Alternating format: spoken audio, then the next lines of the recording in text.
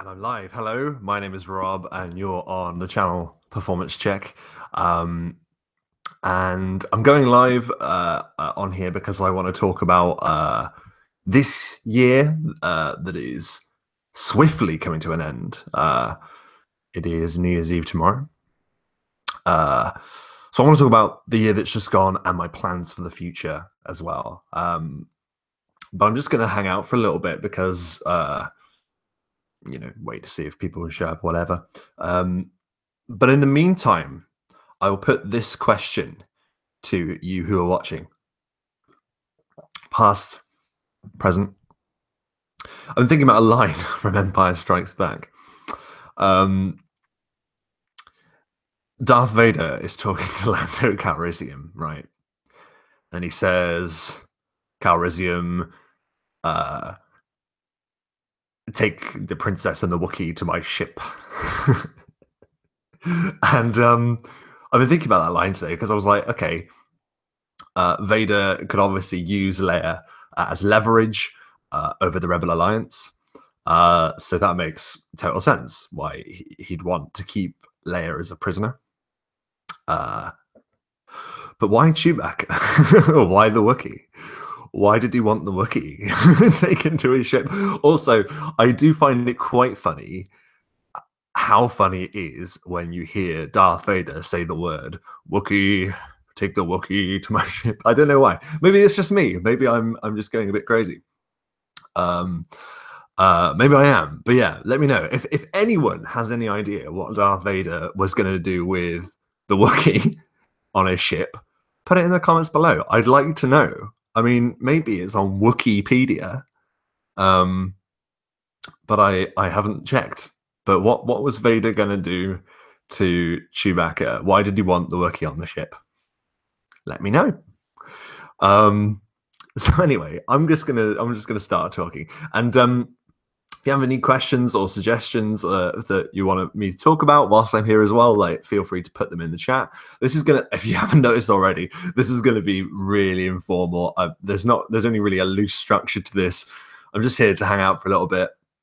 And to see out the year with a video, one last video for Performance Check before we go into 2018. My goodness me, we're living in the future, or we soon will be.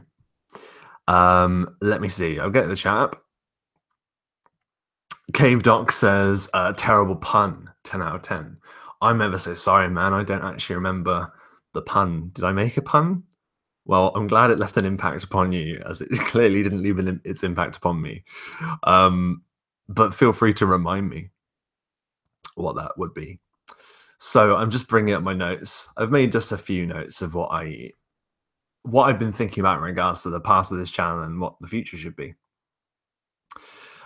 So yeah, 2017, it's been a busy year. It's been a very busy year. I've lived in 4 different places this year. I suddenly realized today, I was like, holy crap. The beginning of the year, I was living in a place called Cambridge, then in my hometown of Cheltenham, then Coventry, and now Stratford-upon-Avon.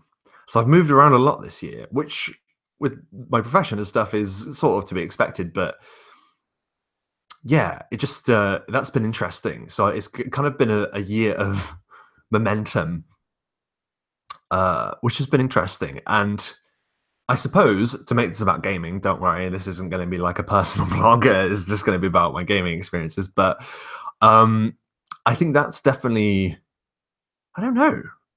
In some ways, I would say it would make my, because when you say you're on the move and stuff, and you're doing stuff, that's when your brain is more creative, it's more active, when change comes along in your life. So I think maybe that might have helped. I don't know. There's no way of really knowing. Scheduling wise, obviously, it's been a bit of a challenge. But I think overall it's been a positive thing. It's all been for work and stuff. So the beginning of the year was where I was I'm still running Lawkeepers, but I was running Lawkeepers. It started in the summer of 2016. I thought about that the other day, and I was like, holy crap. Like, that's a long time. That was a long time ago. We're still in the same campaign. That's only 13 sessions, I think. But playing it monthly is very worthwhile. I think it gives me a lot of time to ruminate on what the next chapter is going to be. I guess we're just going to talk about Lawkeepers for a bit then. So I told you there's not going to be any structure. But with a month between games, which has never really been a way that I've DM'd, I've always been like, before I did perform, done stuff on Performance Check and run live games or whatever. I was very much just go around to mates every week and just play some D&D. So I was very much used to having less time to prepare, which I think is good, really good actually, because you're forced to always sort of be in a state of motion when thinking up new ideas and stuff. I think that's great. But at the same time, when you have a month between each session, you really have a lot of time to think about it. 90% of my prep is just me thinking about it on my day-to-day or whatever. And then when it comes to actually preparing, I just open my laptop and just type and try and mash it into some form of structure for me to follow throughout a session. So running a monthly game has been really interesting. It's also been really good to play in a bi-weekly game as well against the Shadow, which I'll talk about a bit later on in the stream. But anyway, to Lawkeepers, we played, I think it was in February, I could be wrong, but that's when we did session 4. And that's when Barker joined the Lawkeepers, which was great to have him show up and play a character for a year, which is pretty cool. Minor spoilers for all of my campaigns up to date, by the way, in this stream. That probably won't bother anyone, but just if you are like watching one of my games or whatever, just a heads up. So yeah, and I think this year has been the time for the campaign to turn into what it's going to be. Like I said, there's a lot of thinking time running this game, which means that I've actually been thinking about this game, now I think of it, since before the summer of 2016. That's really weird, but also pretty cool, I guess. Like, in a way, I've been thinking a lot more about this, and I think it's good because I'm kind of building a setting whilst I run Lawkeepers, which is helpful. Because by the nature of the campaign, I have kind of been given a kind of timeline and a template. Every session you need to think of something for the game, which is expanding the setting. Every answer to what's the best way to world build is to run games and to play games. And this is no different. It's just because of that immense amount of time that I'm thinking about it between sessions. I don't know, it feels more like every step I make, one is really well considered, but also at the same time, maybe, like, this is the thing, like, I think there's merits to running weekly and to running monthly, I think. Yeah, I'm looking forward to, this is the one thing that I want to do with Lawkeepers, which, because I kind of have a rough idea how long it's going to keep going. I think no later than summer next year. Jeez, the amount of time. But obviously 1 session, 1 month. So usually I'd be like, that's a couple of weeks, because I'm with like a group of friends and I'm like, right, we're running this campaign, a couple of weeks is going to be over. Right, okay. Because I know that I have like a good few sessions quickly in a row that I'm going to be able to bash out the ending of a campaign or whatever. So yeah, maybe that's it. Maybe with a month, because I know I've got to nail it in 1 session, because otherwise we have to wait a whole month before we get to play it again. Maybe that's what it is. Yeah, it's interesting. But yeah, overall I'm really excited about the next session. This whole year, really, the game turned into what it was going to be, which I wasn't entirely sure of when I first started it, if I'm 100% honest. But it revealed what the Lawkeepers actually were this year, and the full-on fight against the antagonistic force of the campaign is like well and truly underway. The quest is sort of right in the middle at this point. They're sort of collecting followers and exploring different worlds and different cultures, which again helps in world build, but also it's kind of just these great trials that these heroes of legend are now undergoing. They have fought a Hydra. They have fended off against the Kraken of the Deep Lantern. They have been tried by the witch hunters and lived. They've been face to face with a nightmare incarnate and now have to deal with a dragon. Like, it's very big. It's very, very big. And I always imagined, because I was going to be running this thing, I knew the lore keepers weren't going to be sort of these things like the stuff of legend, but I'm quite pleased with, despite that, it isn't a heady kind of game. It hasn't got its head in the clouds. I think I owe that entirely to the players, because they bring a real sense of reality to it. They really ground it, because the characters are so affected, and they're not perfect, any of them really. Like, they're good people, but they've all had many trials to undergo and will have many trials more in the future, I'm certain of it. And because of that, their outlook grounds the otherwise really sort of like heightened fantasy kind of elements that are starting to appear back in the world, which most people have thought they'd basically gone away. Yeah, so it's a cyclical kind of thing as well that they're dealing with. But because, like I was saying, they ground it in a sense of reality because of the way that they play the characters, which is wonderfully. And if you haven't seen, it's worth it alone just to see these really strange collection of characters. If you sit back and think about it, they're a weird bunch, but for some reason, I don't know how, but it just really works. And that's not any of my doing at all, like at all. So it's pretty exciting to have to be the one that points them in the direction, and then they go and explore some more. Let's see. Wikipedia. Yes, that's right, Cave Dogs. That is the pun. It's real. If you didn't know, Wikipedia. That's all the official Star Wars. It's the official Star Wars Wikipedia. So yeah, Lore Keepers, all I can say, like, an update for that is that they are the Lore Keepers return on the 6th of January, which I believe is a Saturday. And it's actually going to be I think it's 1:00 EST, which means it's actually an afternoon game. So me and Lloyd don't have to stay up really late to play this one, which is really, really cool. A lot of the time I'm basically quite nocturnal anyway, so I don't mind playing late a lot of the time. But every now and then it's nice just see that there's the sun outside. Actually, no, the sun won't be down anyway. It's January, so ignore that. But anyway, 6th of January, and they're going to be up against Taldarax, the Great Protector, the dragon and so-called winner of the great game Zorfintal. I've talked about Zorfintal before, Google it. It's great. So they're up against this dragon of legend, and what I was really pleased about when this dragon was introduced was the honesty in which, again, my players reacted to the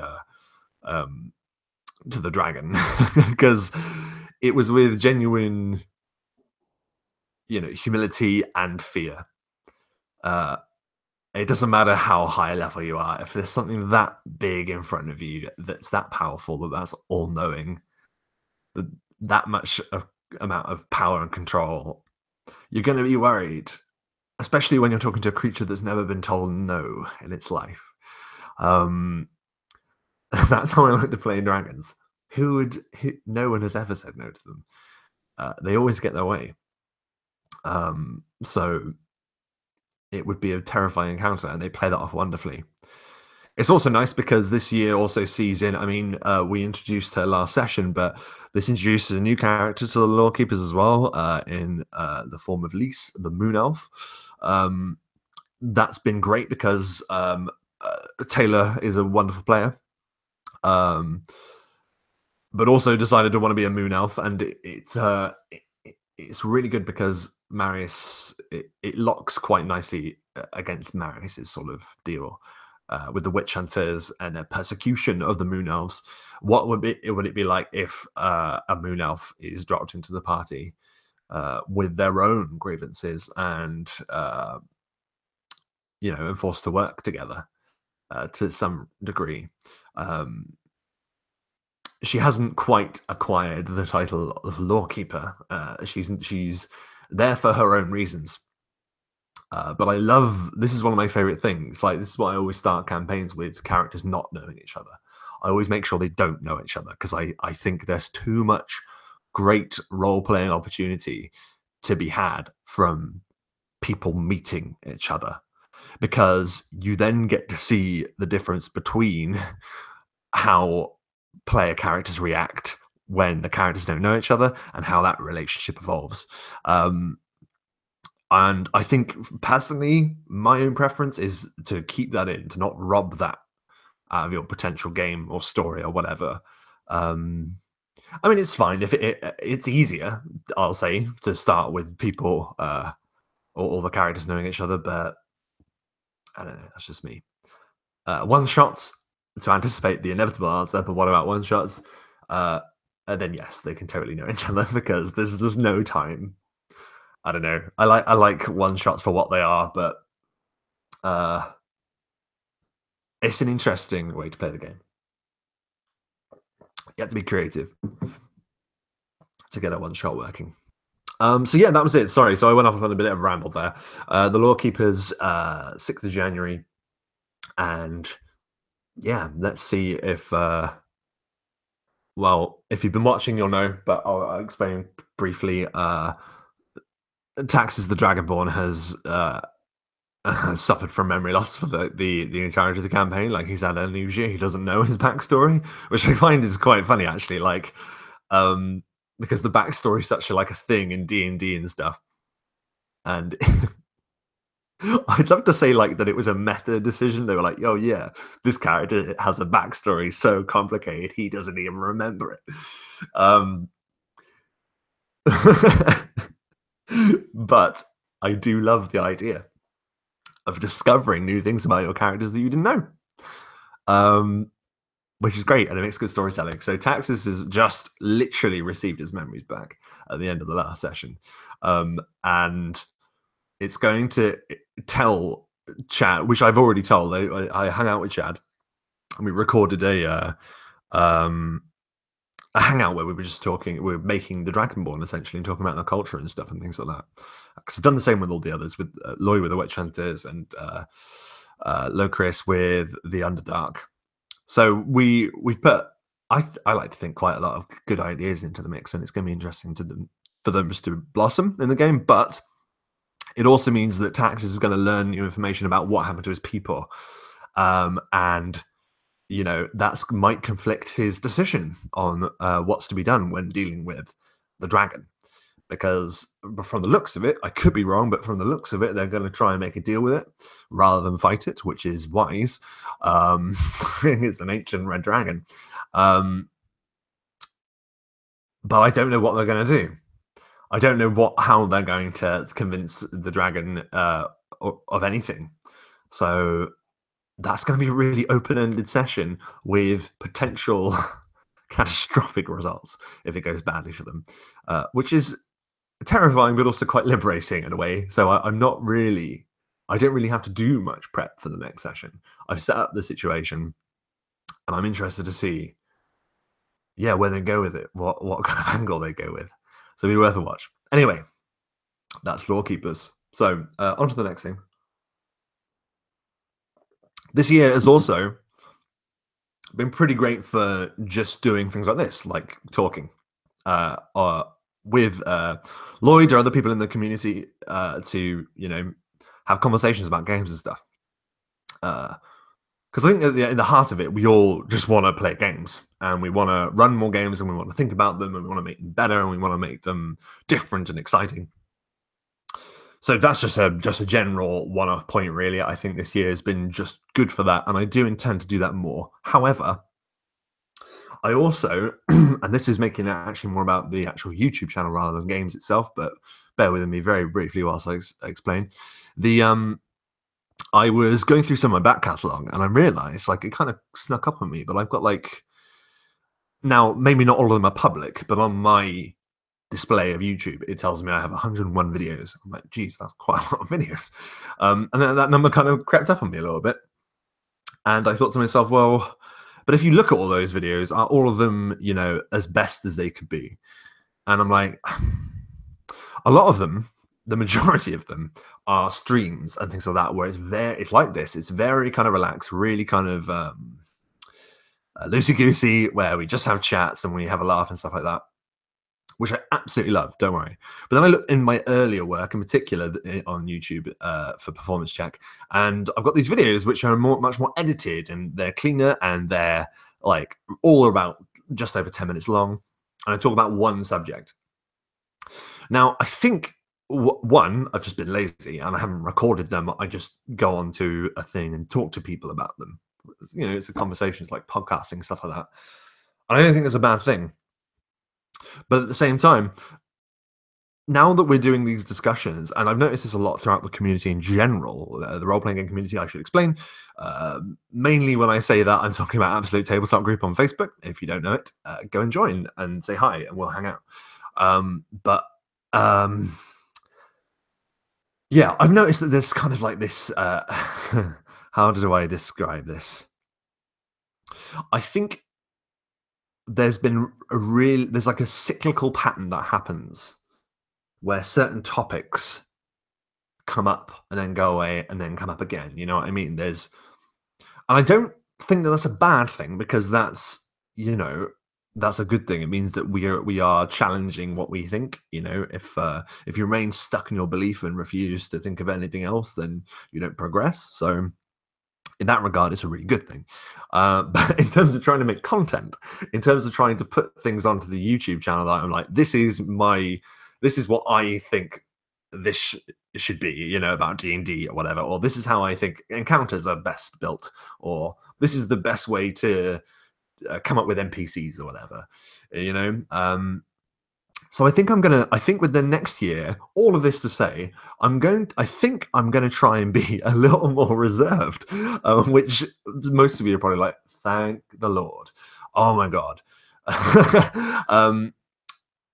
Because I think if I'm a little bit more careful with how I deliver, and this is just from a content creating point of view, this isn't me thinking like, oh, I'm repeating myself, which by the way, I probably do quite a lot. I think we all do. I think human beings naturally repeat themselves quite a lot. But yeah, I think I'd like to break the wheel, to quote Daenerys. I don't know. I've got a few plans. I'm not going to go into it too much at the moment because it's not about games. I wanted to talk about games. This is a gaming channel, so this will be a conversation for another time. But yeah, I want to focus on. I shouldn't really go, because I'll save that, because I'm going to talk about the future in a bit. And God, this is so rambling. I'm so sorry. I hope everyone had a good Christmas, by the way. I'm just saying that before I jump on to the next topic. I hope everyone had a great time. Okay, so the next topic, Against the Shadow, is a game that's also been running continually throughout the year. We've had a slight hiatus at the end of the year, but that's to be expected. It gets busy this time of year. I went and looked back, and I went on to Yard DM and I looked to see what was the first session of Against the Shadow we played in 2017. For those of you who don't know, Against the Shadow is a Lord of the Rings campaign in which I am a player, run by Lloyd on Yard DM. It's a really good game. So the third session was, I believe, the first one of the year, and it was called Horns in the Woods. And I remembered this session particularly well because never was the description harried more apt. Like this was us trying to get through the woods of Athelion, I think it was, or somewhere near there anyway, in Middle Earth, just being constantly chased by orcs on the back of wargs, like difficult encounters. We weren't very high level, really difficult encounters with the lethal consequences. Um, Brutal criticals were at play, obviously, um, in a Yar game, and it was absolutely great. I believe my character Faroth was made to drop his breakfast because an orc shot at him. And so angry was Faroth that he grabbed the arrow that shot him. It made him drop his lunch anyway, his breakfast. Sorry, I can't remember if it hit him or not, but I remember him taking the arrow that was fired at him and killing the orc who shot it, and being really annoyed that like his beautiful fried egg, or whatever, just fallen on the forest floor. So in spite, lifted up the egg, the remains of the egg, and just mashed it into his face mid combat. I don't know why. I was really pleased with that. That moment has already stuck in my mind, and it's not particularly Middle Earth. It's not particularly Tolkien-esque, but I was just like, yeah. I mean, if you put enough like effort into making a breakfast, and then someone tries to shoot you, I don't know.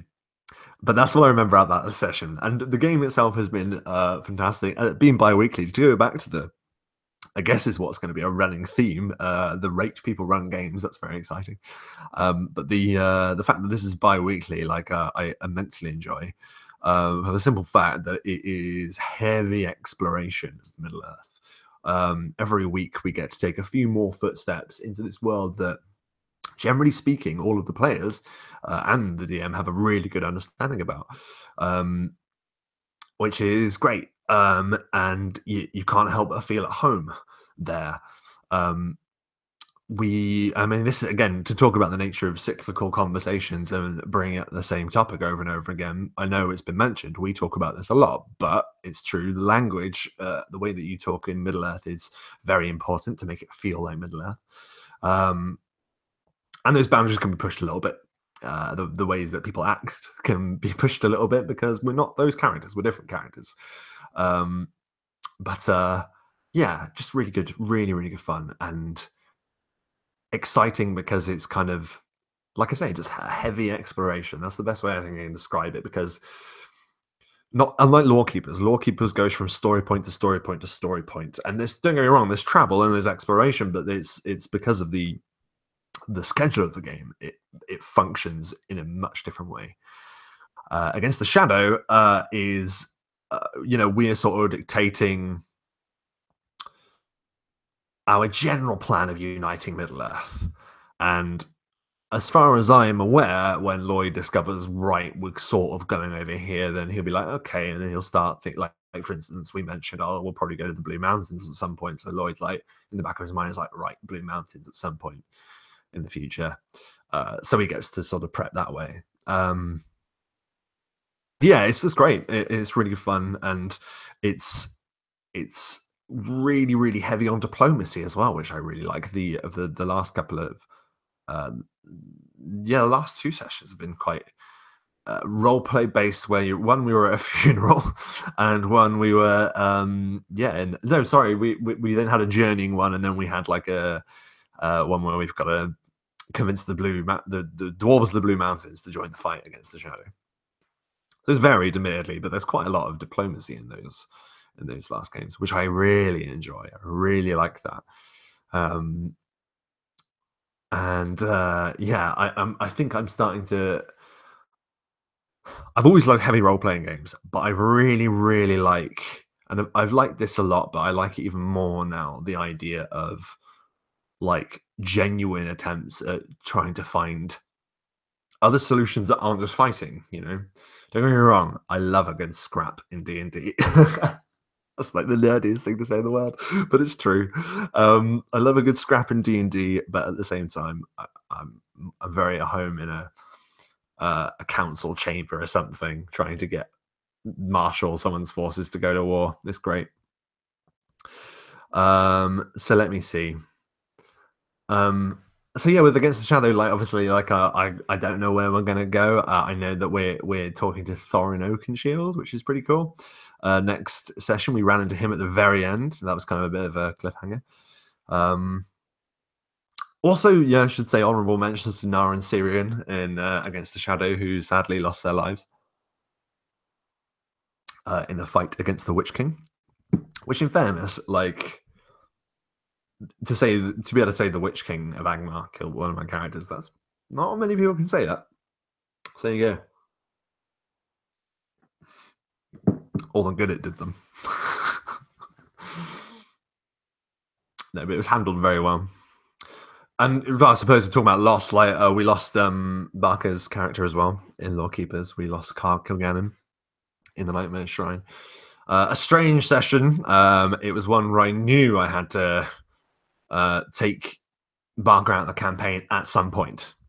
So that was weird. I mean, I've done it before, but I knew that going into the session, I was like, yeah, this is the one, I think. And I remember I went live about it at the time, and I was like, yeah, I had to really gun for him to the point where it was like, that's what the session almost became, really, was, which I liked in the end, but it just felt weird at the time. But the idea that sometimes you can't save everyone, like it's like Superman when Pa Kent has a heart attack. Superman can, it's more powerful than locomotive, faster than speeding bullet or whatever, but in the day he can't stop someone having a heart attack. That's some person that Superman can't save. He can't save everyone. And I kind of like that theme, and I like the idea that these Lawkeepers, they were trying their hardest to save their friend. It's really sad. It is really sad. I didn't go back and watch that session. I've not watched it because it felt like I was murdering. I felt like I was murdering, and that's what made me feel weird about the whole session. Every now and then I have to catch myself and say, you are talking about Dungeons and Dragons, right? You're not talking about like something that actually happened, are you? Oh dear. But we love these games, don't we? And we love the way that they make us feel, I suppose. Like, and they're really enjoyable and really good fun. But yeah, we lost him in a particularly heroic end, I might add. Like, it's not like he died and it was like, oh, like he went out well. Like he went out with a bang. And I don't think I've ever witnessed a character death like it. And for that, I'm really pleased about the Nightmare Shrine. I just think that it's just weird. Maybe I'll go and watch it sometime. Because the thing is, I always have to watch my games back at some point to make notes for the next session, which is another good thing about running online, because you get to sort of be very exact in what kind of points of information you need to deliver in the next session. It's just great. It's a really handy thing to have around. But anyway, I was talking about Against the Shadow.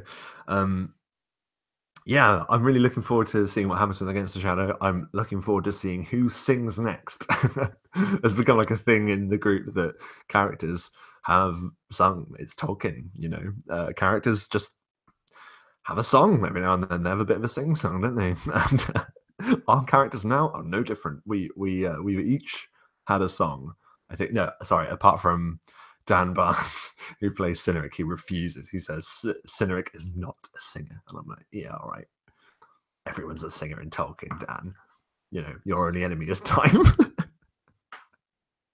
You will sing. Sing for me. We'll do it. We'll make him sing. We will. So yeah, Against the Shadow, very excited about that. Another thing, Vampire the Masquerade. That's been a game that I've been running. I've only done the 2 sessions because, unfortunately, my fault. I had to reschedule the game. One of them was for work and stuff and shit, and it was, oh god. And I was really looking forward to it as well. So Vampire, I should explain, is on the 3rd of January. So you've got Vampire on the 3rd of January. Yeah, that's crazy. That's going to be a nighttime game because it's Vampire. Has to be nighttime. But that's really exciting. That's a really liberating kind of game, because I literally have one thing that I've got to focus on, which is just the sandbox. I've just got to keep filling up the sandbox, and I have like rough ideas of what could show up in the game, but I just drop things in, like, just see what happens. And it's a very liberating way of playing a game. Also super easy because it's modern day. I don't have to make up any law or anything. Like, if people want to talk to each other, they have a telephone. Also, technology, thinking about technology, they have a telephone. They have at all times they have access to the internet. Like they don't need legend lore in Vampire the Masquerade. They just need a bloody internet connection. So that's interesting, and how they've been. Lloyd's character has been wailing on the hacking, like causing havoc, like, and it's a very good point to think in a modern role setting of a role playing game like the internet. Wow, what a powerful tool! People's lives revolve around being online. So it's a powerful weapon against the enemies that you face in the shadow. Although, to be fair, even the internet won't save you from a powerful vampire, I suppose. So, swings and roundabouts. Yeah. So, I mean, vampires has been really fun because I've just dropped them into situations and just enjoy seeing how they react. That's probably my favorite thing. Vampire is just an outlet for my sense of humor. Like a horrible sense of humor, I suppose, but like put people in into really, really tricky situations, and then everything just goes to shit, and they've just got to try and deal with it. Then, for example, they are where we last left them. They're in a hospital, and the staff and police personnel and private security personnel have been made aware that these people have just killed someone in the ward that everyone was guarding for some reason that they don't know. And everyone is trying to stop them from leaving the hospital now because they've murdered someone. And yeah, that's where we left them with like a helicopter like soaring up because they're in God, UCL hospital, I believe it's called. I can't remember. Yeah, I think it was. Yeah, University College London Hospital. Yeah. So it's a big tall building, so they're basically this helicopter's risen up to the level of them, and it's beaming the flashlight in, and people are shouting through the megaphone, "Surrender now!" In the world, in World of Darkness world, the parallel sort of world, what it is. The London is on a threat level severe, no, like alert or severe or something. There's sort of like breakdowns as to what security level a city is at. Every city has one. Something I learned quite recently, actually, what level they think they are to kind of danger, like attacks and things like that. And in this one, London is on particularly high alert, and that's kind of been made clear, hopefully. So we might see why that might be. Why is London on high alert?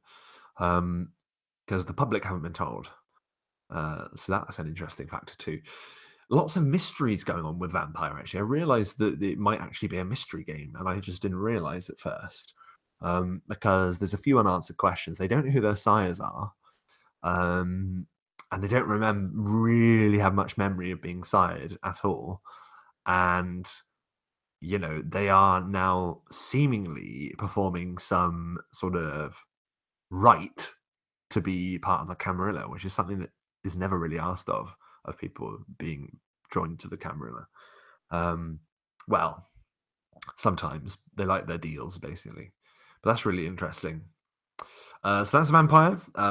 Also, another game, Saga. Again, 2 sessions. Both of these started late in the year. Saga is a campaign set in Iskloft, which is Lloyd's setting. Vikings. If you're watching this, you probably know what Iskloft is. If you don't know, then look at Lloyd's videos and stuff. But yeah, Iskloft, and I'm playing the character Vagnar, who is an Ascolfin, and someone who's been branded by an enemy culture to the north, the Ascolfin. And he has now been made a thrall, which is really interesting for me because, one, I'm learning an awful lot about the setting, mainly because I keep my mouth shut. I play a lot of characters, and a lot of them tend to be quite outspoken because I'm quite outspoken, and I like to sort of get into conversation and stuff. That's why I play role-playing games for the most part. I like speaking as a character and having to deal with problems as a character. Going back to that diplomacy thing again, I suppose. So it's interesting when I'm not a character of status. I'm the lowest status you could be. I've been branded as a traitor and an oathbreaker. And I'm from a different culture, and I'm the lowest of the low. But I don't know what it is about this dude, but I really like him. He's Vagnar. And I think I like him because I kind of have already resigned myself to the fact that he's probably going to die in his glove. So it's not that I'm not attached to him, but it's kind of liberating to know that you're in a setting where, look, don't expect to make it out of here. So play the game and enjoy yourself and just see what happens. That's what I like about this club in a lot of ways, because I'm like, well, we'll see what happens. Which makes it really dramatic and really tension filled games, because and I was saying this to Lloyd himself. I was like, it's like Game of Thrones. If you say the king is a shitbag, right? And the wrong person hears you, if the king hears you, if anyone, like if a knight hears you or anything, they'll be like, that's treason. Like that's punishable by death. You do understand that I have every right just to kill you now. People, people, it's so easy to get killed in these worlds, and for really minor things. So you have to approach the life that you're living in a very different way. I think if you're a citizen of these worlds, you have to just shut up and be careful, very careful about what you say. Um, and that's quite liberating as well. And like I say, I'm learning a lot about the setting itself. I've learned a lot about Iscraft in general. I think talking to Lloyd about it and stuff. But playing in the game, like I keep saying, like playing the games is the best way to world build, and it's the best way to learn about worlds as well, I suppose. Uh, so yeah, that's been pretty fascinating, and it's really fun to play a guy who just doesn't, like, he's the lowest of the low. Like, what's he got to lose? That's an interesting thing, and he's a patient man, very patient man. Um, so yeah, that's all the games that I can think of to talk about. I've obviously played in one shots and things like that, but I won't go into those. So let's see. So yeah, let's talk about the future. I've already done like a big chat about this, so I won't do this here. But what's on the horizon? February 2018, a new campaign I'm going to be running on Performance Check. It's going to be called Star Wars Knights of the Remnant. I am going back to the Saga edition of Star Wars, and I am going to be running a short campaign. It's going to be a mini campaign. It has Lloyd Collins in from RDM, and has Locrius Planetoid from Locrius Planetoid, has Taylor Jeffrey from Mums the Nerd, and it also has Matt Click from A Fistful of Dice in it. Each playing already really interesting characters, I think. We've been having a chat about what characters are going to be like in this game, and I'm really excited about it. I'll explain very briefly. It is set 10 years after the Battle of Endor. The Republic is well and truly on its way to being rebuilt, whilst Leia is sort of helping build the Senate. Luke Skywalker. Is this spoilers? Just in case, spoilers for Star Wars The Last Jedi if you haven't seen it. Okay, I'll give you a little time just to stop the video. We'll skip ahead a little bit. It's not a massive spoiler. Oh, wait.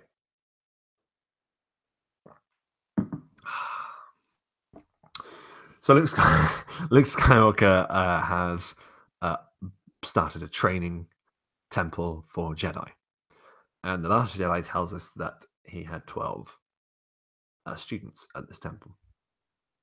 Now, it's never specified if they're at the same time or if they're all together or separately. I don't know. But there are 12 Jedi. So Luke has very, very loosely started building the Jedi Order. 10 years after the Battle of Endor. And yeah, it's going to be really interesting. The Empire itself, the thing that I find really fascinating about the Empire, controlled the entire galaxy. And when it fractured into lots of different factions. Now, the main leading faction was the one that were just imperialists, loyalists, and they fled into the unknown regions of space. And then years and years and years later, after much careful planning, the First Order emerges from the darkness. But not all of the Empire did that. Because, like I say, they broke into different factions. And one of these factions is the Imperial Remnant. The Imperial Remnant was the official name of the Empire for a long time in the expanded universe. It's in a lot of video games as well. If you play the Jedi Knight series, for instance, back when LucasArts were bringing us gold, the Jedi Knight series that had the Imperial Remnant in it, and yeah, just this fanatical fundamental force that is still trying to hold and still does hold vast portions of the galaxy, that sort of are being beaten back, and yeah, we're going to see what's going on with them, and that's this order known as the Knights of the Remnant are going to be involved. Obviously, it's called Star Wars Knights of the Remnant, and I'm really excited about it. At some point, we're going to make the ship. That's something I'm really excited about, because the characters have loosely been thought out what they're going to be. Um, but yeah, the ship is the thing I'm really excited about. They're going to get their own Falcon, essentially. They're going to get their own Ebon Hawk, or Kestrel Nova, which was the name of the ship in one of my other campaigns. Yeah, so I'm really excited about that. So that's a Star Wars Knights of the Remnant. Keep your eyes peeled, and it's going to be good fun. Right. I jumped ahead and I spoke about this before, but I'll go back to it. So the last thing that I want to make is just generally say rather is that I'm hoping to be making some better videos for Performance Check. This is going to go hand in hand because one of the projects that I'm going to be working on next year, I'm actually going to be delving into a spot of filmmaking, which means I am going to be having to get hold of a bunch of new equipment for filming stuff in general and editing. So I think it's quite a smart move to get the equipment and to have a number of things to do with the equipment. Therefore, I'm not just splurging on this for just one reason. So because of this, hopefully Performance Check videos will improve substantially. I don't know. Like, I really don't know what I'm going to do with them. I'm still thinking of doing some more heavily edited ones than the general live stream chats like this. So yeah, we'll see. But yeah, I'm going to be branching into making some films next year, which is going to be pretty exciting. Not D&D related, but still something I'm doing, which is exciting. Exciting times are ahead. So I'm going to draw a line under it really there. I'm going to say to those of you who watch live, thank you very much for watching. For those of you Artifact, thanks for watching. Also, if you like the video, give it a like. If you'd like to see more like it, then give me a subscribe or not. We are all friends here, or are we? Take it easy, and I hope that all of your performances are up to the standard. But also, one thing I forgot to say, don't forget to let me know what Darth Vader wanted with the Wookiee, please.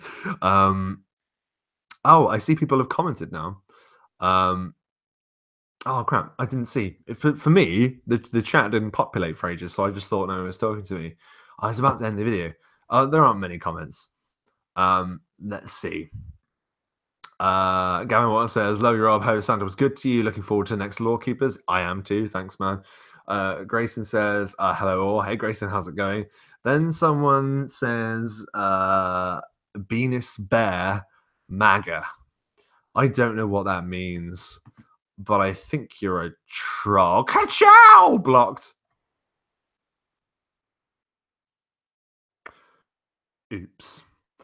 And then Grayson Atkins says, "I really like your character in that game. Is against the Shadow over." So Grace is referring to Farrell. Thank you. I really like him as well. He's a bit of a legend, isn't he? If a bit quick to jump to conclusions sometimes. I'm finding out about him. Is against the Shadow over? No, nowhere near.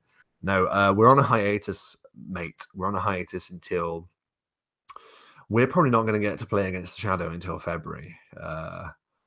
Which is a shame, but it'll be worth the wait. I can promise you that.